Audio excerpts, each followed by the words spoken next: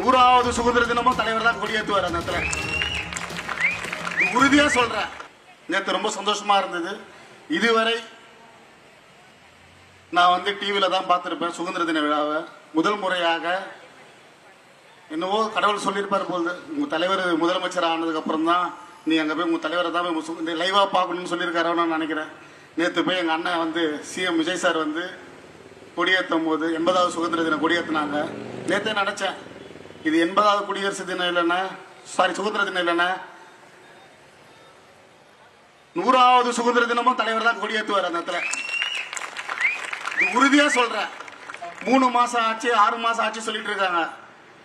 100வது சுதந்திர தினமும் என் தலைவர் தான் இந்த கோட்டையில் கொடியை ஏற்ற போறாரு.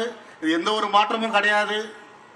ஏன்னா சாதாரண விஷயம் கிடையாது ஒரு ஃபங்க்ஷனும் பண்றது.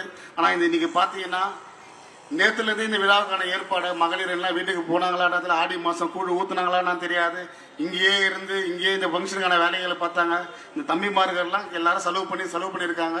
ஆனால் அவங்க எல்லாமே கீழே இருக்காங்க, நாங்கெல்லாம் மேலே இருக்கிறோம். அவங்களும் ஒரு நாள் மேலே வருவாங்க, நாங்களும் ஒரு நாள் கீழே போவோம். அது எந்த ஒரு மாற்றமும் கிடையாது.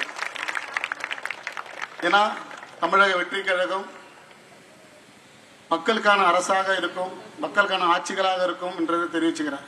இது பக்கத்தில் ஒரு ஏரியா ஒன்று இருக்கு, சாய் நகர், செல்வ கணபதி நகர், சரவணா நகர்.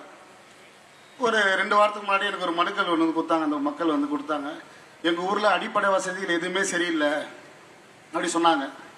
இல்லைம்மா, இதுக்கு முன்னாடி அங்கே கவுன்சிலர் சேர்மன் தான் இருக்காரு, ரவிச்சந்திரன் ஒரு நபர் இருக்கார், திமுகவோட சேர்மன். அவர் வரலையம்மா, ஓட்டு கேட்க வந்தாங்கண்ணே, அதுக்கப்புறம் வரவே இல்லை. அப்போ இந்த பக்கம் ஒருத்தர் இருக்காரு, நம்ம டிசி கோவிந்தசாமி ஒருத்தர் இருக்காரு, அவரும் ஓட்டு கேட்க வந்தாருன்னா அதுக்கப்புறம் வரல. எம்எல்ஏ அவரும் ஓட்டு கேட்க மட்டும் தான் வந்தார், அதுக்கப்புறம் 10 வருஷமா இந்த பக்கமே வரலன்னு சொன்னாங்க. சரிம்மா நீங்கள் போங்க, நான் நாளைக்கு வரமான்னு சொல்லிட்டு போனேன்.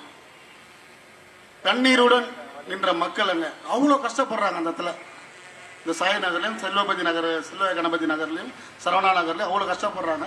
தண்ணிகள் சின்ன மழை வந்தாவே அங்கே அவ்வளோ தண்ணி நிற்கிது.